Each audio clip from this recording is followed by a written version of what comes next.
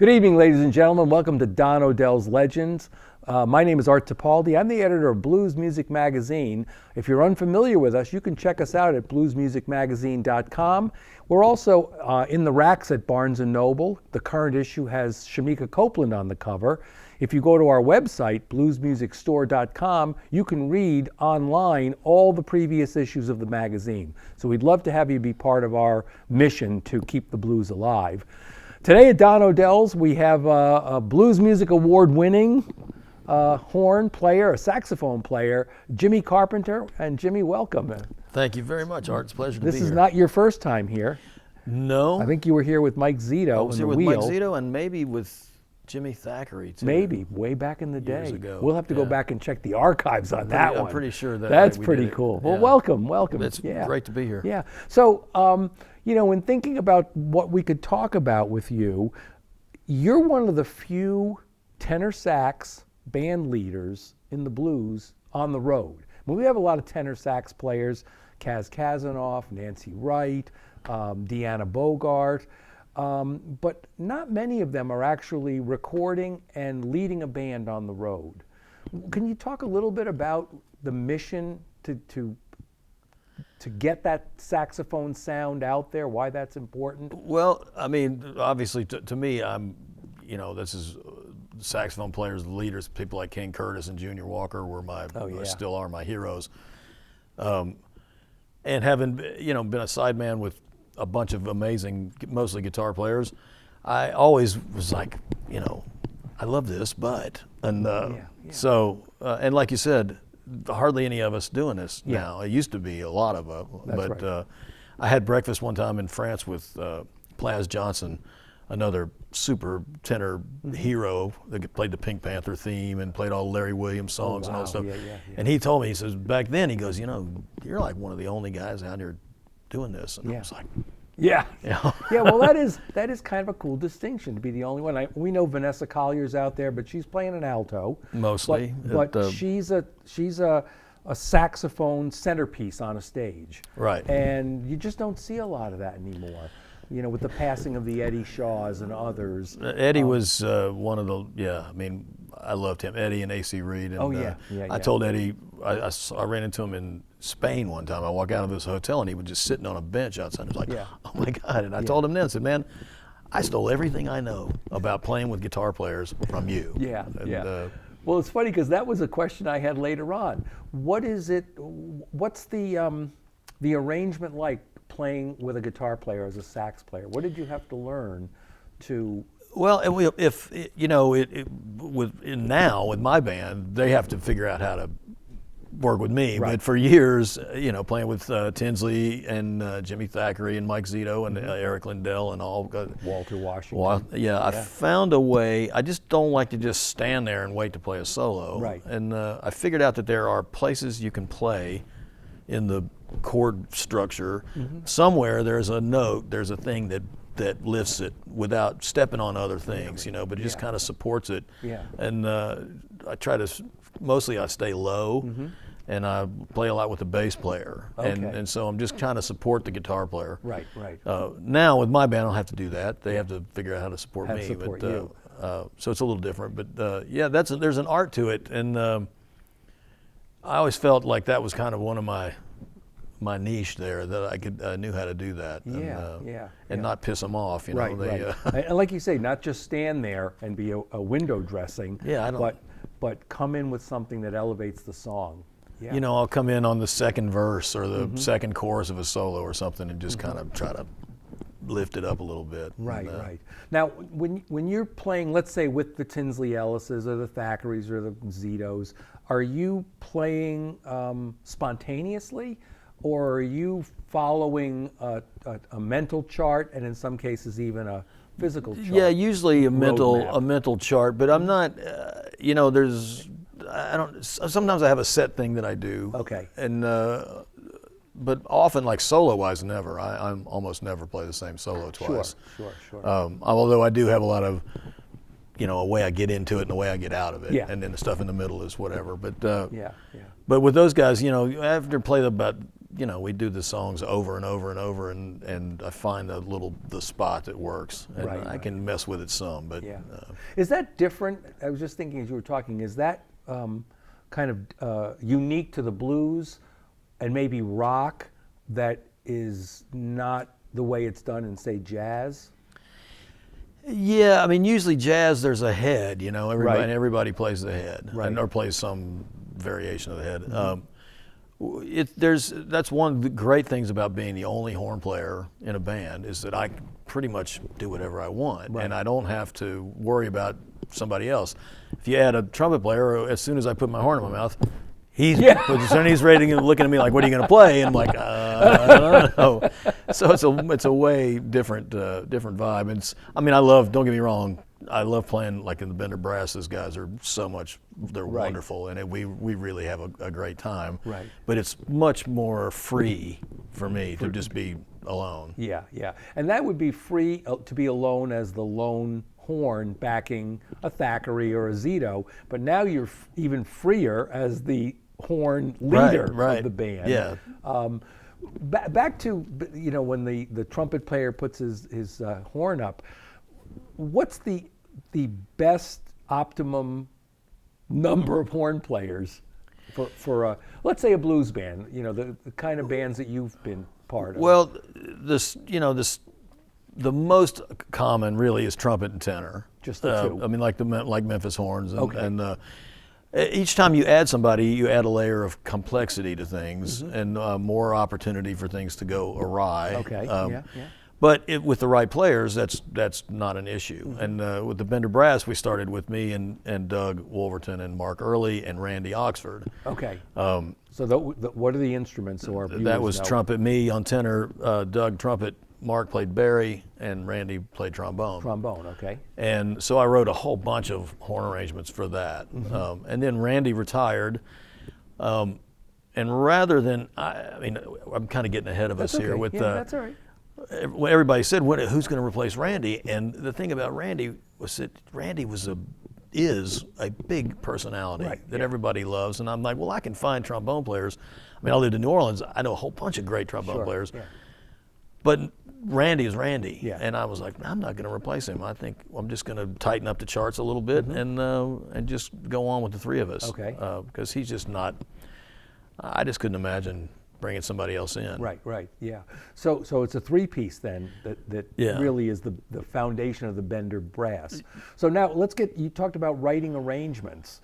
So again, for our viewers out there, this isn't just hey, let's get up there and play. You actually have to write out a roadmap that Sometimes it depends. I mean, one of the most fun things to me is just doing that stuff on the fly, where we'll all just stand in there, we'll listen to a tune, and I'll go, here, play this, blah blah blah blah, and then we turn around and play it. Yeah. And or they do the same thing, and we're all on the kind of coming from the same place musically. So it's we're not trying to reinvent the wheel. We'll just come up with a cool lick that backs backs things up. Is at that point, but like at the Bender, sometimes we back up 8 or 9 people in a thing, and I need to have music written for almost every song. Yeah, so that we can. Yeah. And a lot of them have charts already or arrangements. They'll send me songs with horns on them, and I just transcribe the horn parts, and so that we can do a good representation of their stuff. Yeah. We should let our viewers know, we keep talking about the Bender Brass. Jimmy has been part of the Big Blues Bender in Las Vegas, which is a huge blues festival held every year, usually in September. First weekend in Las Vegas, 4 days, if I'm not mistaken. Hundreds of acts, and 4 or 5 different stages within a hotel. And Jimmy started off playing there as a player, but because you were living in Las Vegas, if I'm not mistaken. I wasn't yet, but I went there first in 2014 playing with Walter Washington. Okay. And actually, I went to the precursor to the Bender I first was there at that with Mike Zito with the Sin City. Yeah. And that's where I met A.J. Gross, the founder of the Bender. Right. And the Bender morphed out of that. Right, that's right. He liked my energy and my willingness to play, which I Yeah. Again, I like you to are a likable guy. I don't like to stand around and not do anything. So so he had me back with Walter, and that's when I met Carrie. Right. And my role started to grow. So you put together, Jimmy has put together this Bender Brass, which, as you've gotten the idea, sort of backs, and you're the on-call horn section. So if somebody wants to, wishes they could have a horn section, but they don't want to bring them, you will back anybody there. Right. But in the same token, you've also become the booking agent for the Bender. Right, and the Bender Brass now, it started as horns with me and Deanna. Yeah. And then Deanna Bogart. Yeah. And then now it's a 7-piece band with a full rhythm section, and right. We do all kinds of stuff. Yeah. We're not doing so much of the horn section thing as much as we used to. Now it's like the full band. The full band, and, we play like 15 to 20 sets during the course of the weekend. Right, right. And if there's a special presentation, like last year, as you said, it was Women in the Blues. Right. You are the house band for that. We're the house band, and I'm the musical director of all that stuff. And not only is the Bender Brass playing those 4 days in Vegas, do you guys get together and rehearse? Oh yeah.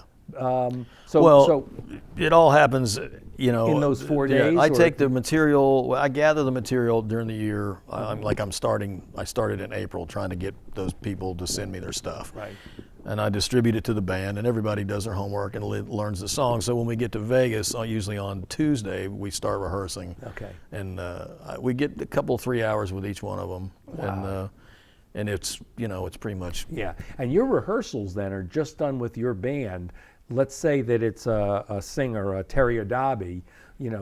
She may not be there. No, she comes. You do bring them in. I work with all of them. It's always a kind of a scary thing. I'm trying to figure out who can come early and who will come early. Okay. And usually there's a couple of them that will. And so if I could get a couple people in there on Tuesday, then I'm good. Yeah. Because I have limited time. We do the Heart Handy Artist Relief Trust show on Wednesday night, and that's pretty much us backing up a whole bunch of people. So it gets crazy. Usually by the time the festival starts on Thursday afternoon, I'm like, really? It hasn't even started yet. Yeah. So. And in addition to that festival now, this Bender Brass entity that you've now put together is touring the world.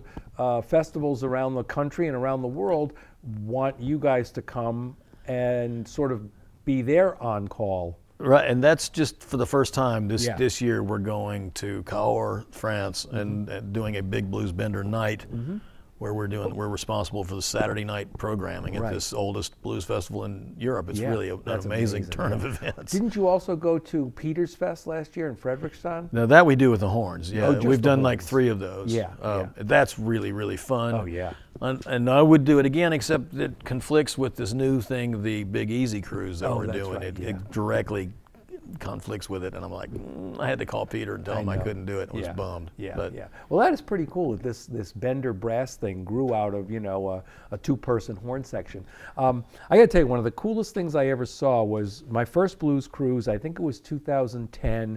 Was out of San Diego. Tommy Castro, Kim Wilson. Bunch of other people, and the jam session that first night, there's Keith Crossan and Tom Poole, and I don't know who all else was there, but the jam is going on, and I'm watching these 5 horn guys. Gordon Beadle was there. Right. I should have mentioned Gordon earlier. Gordon is there, and they're all putting their heads together, and they're all nodding. And the next thing I know, they back up, put the horn, and it's boom, and they are every cylinder on that engine is firing, and I'm going, this is the most spectacular creation of art on the spot that everybody knew with just a few words what to play, and that must be a thrill for you to be part of something like that. That is.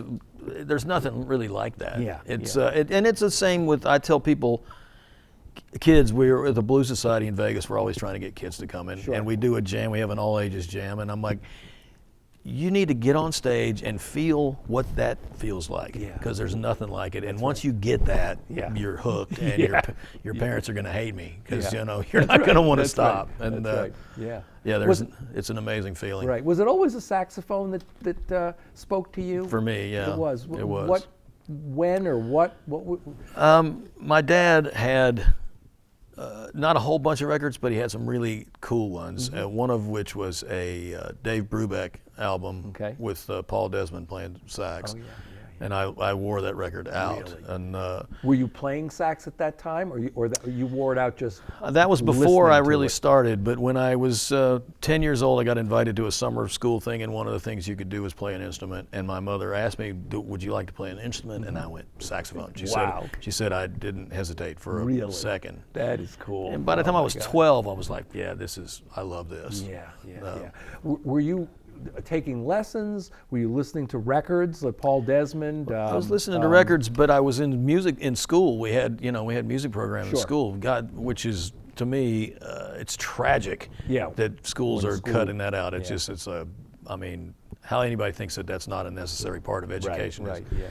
All the way from starting in the 4th grade, elementary school, junior high, high school, and music school, and I didn't have a very illustrious career in music school, but because it interfered with my gigs. And I couldn't stay awake. But you must have learned enough to write arrangements out. I did. I wrote. If you're sitting there listening to music and you can sit down and write out the arrangements. I learned. That was a small regret I have, is that I didn't stay. But where I was going to school in North Carolina was not teaching me what I wanted to know. And the dean of the music school told me, he goes, "You either need to go somewhere where they're going to teach you this stuff, or you need to go play gigs." Yeah. And I chose the latter. Yeah. I always like to ask, a guitar player can sit there and watch somebody's fingers and go sit in their car and practice, et cetera, et cetera. How do you learn by watching other saxophone players? When you were younger, when you go to a live show and see some of these, maybe a jazz legend or a blues. There's a lot luminary. there's a really, learning how to transcribe solos is like an amazing skill that I'm not particularly super great at. But when you can figure out what somebody's doing in a solo on a record, and back, when we held vinyl, you could slow it down to 33 to 16, 16. and it would play it in an octave down, half speed, so you could actually hear what they were doing. Wow. That's a really useful thing.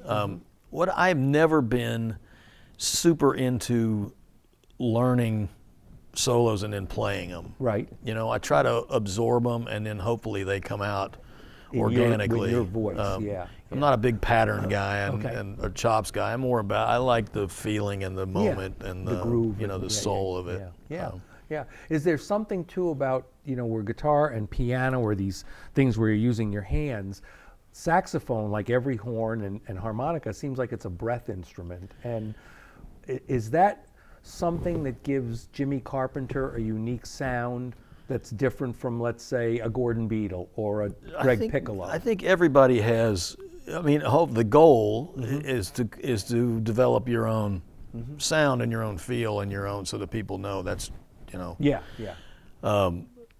it's based on the same thing, though. We're all kind of doing the same thing. Right. I always tell people when they ask me, "Will you give me sax lessons?" I'm like, "Man, I do everything wrong. You don't want to learn how I do it."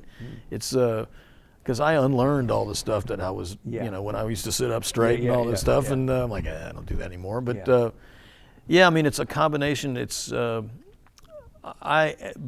a huge fan of those big, brawny tenor players. That's what I have always strived for. Right. And I think that's true of Piccolo for sure, and Gordon, and we all like that big, loud. That's thing. Right. Yeah. That's what I grew up. My dad listened to big band stuff. I grew up listening to Boots Randolph. Boots Randolph had you were of the same age, right? Yeah, Boots Randolph had a network variety show on TV. Right, that's right. Yeah, and he would come out and he would play yakety sax, which is super cool. And then these go-go girls would come out on either side. Yeah. And I was like, oh my God. Yeah. I want to do that. My dad was playing yakety yak and Coasters stuff. And a lot of that's King Curtis. Count Basie. Lester Young and Eddie Lockjaw Davis. Illinois Jacquet.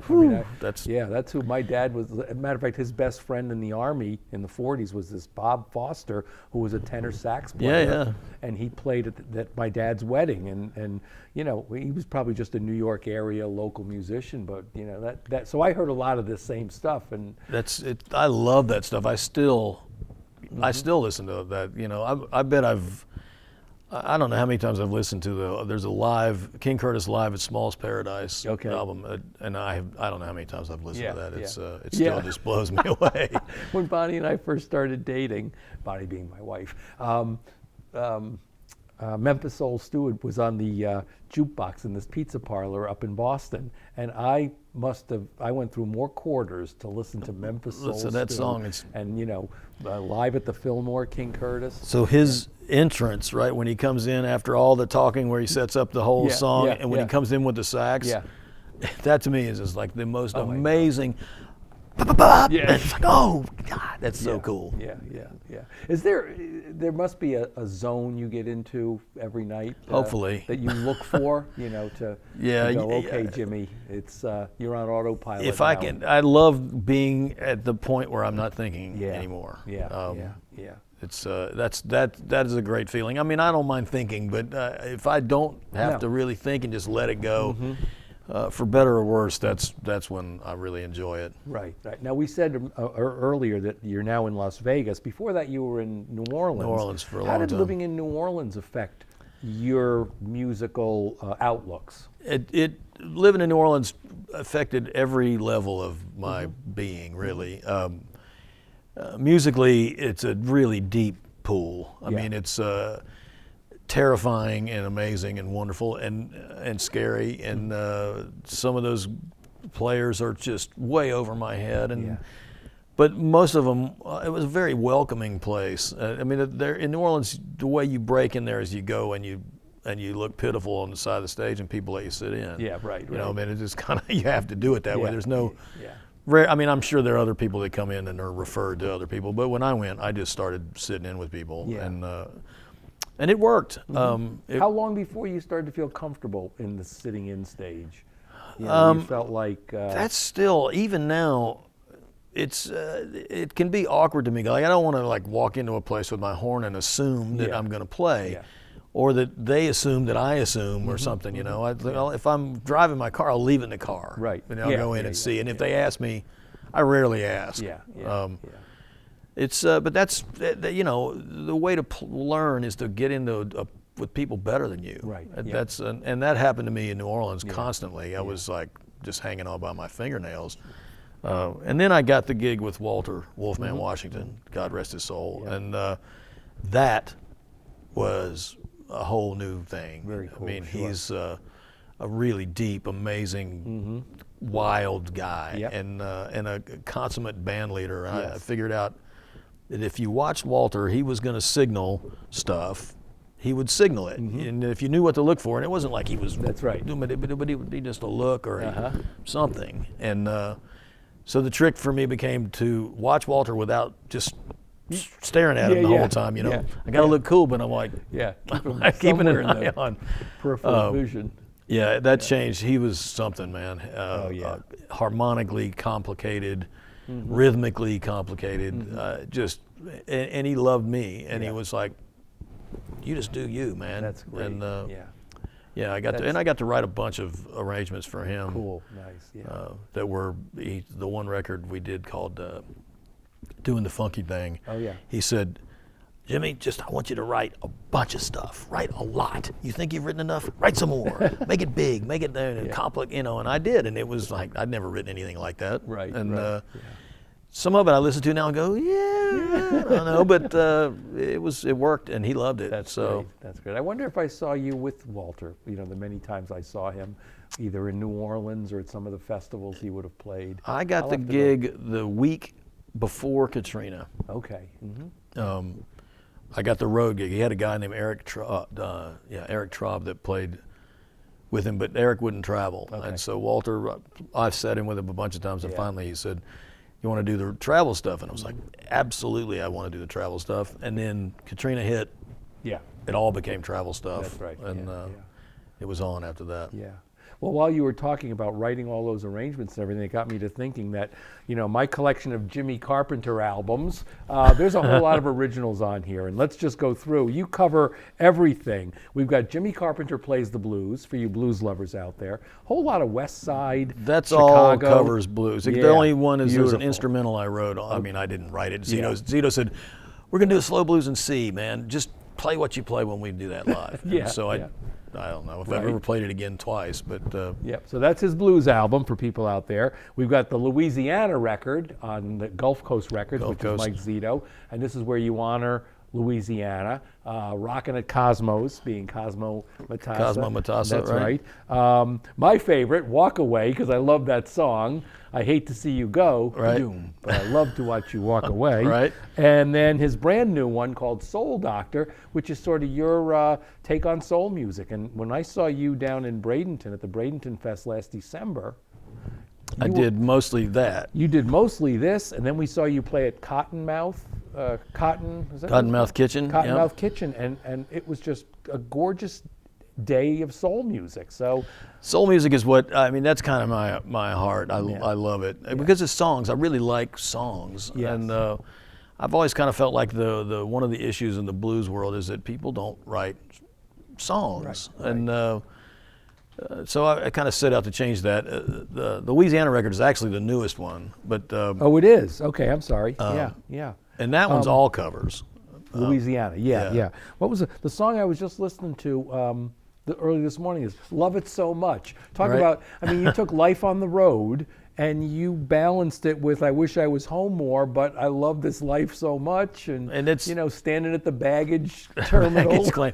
I'm pretty proud of the lyrics on that one are pretty. It's a very cool song. I'm happy with that one. Yeah, I mean, it's a battle I think that all of us go through. And some people weather it, manage it better than some others. yeah. I'm not particularly good at it. I just love doing this. Yeah, And like during the pandemic, I was home for almost, a year and a half, and it was a beautiful thing, and I can't think of any people I would have rather been quarantined with than Carrie and her kids. Right. But man, I was just chomping at the bit. Yeah. To find that windshield with all the It's bugs like, on it. let's go. I do have I got a gypsy soul. I Yeah. love it. I love to well, travel. good. I like, like running into you in the Czech Republic and stuff like that. That's right. Yeah. That's, to me, besides the music, that makes the world go around That's for right. me. Well, we're so glad that you're here at Don Odells as the band leader tonight and not just a side man. Me too, man. And we look forward to the show. So thanks again. Once again, ladies and gentlemen, Jimmy Carpenter here tonight at Don Odells.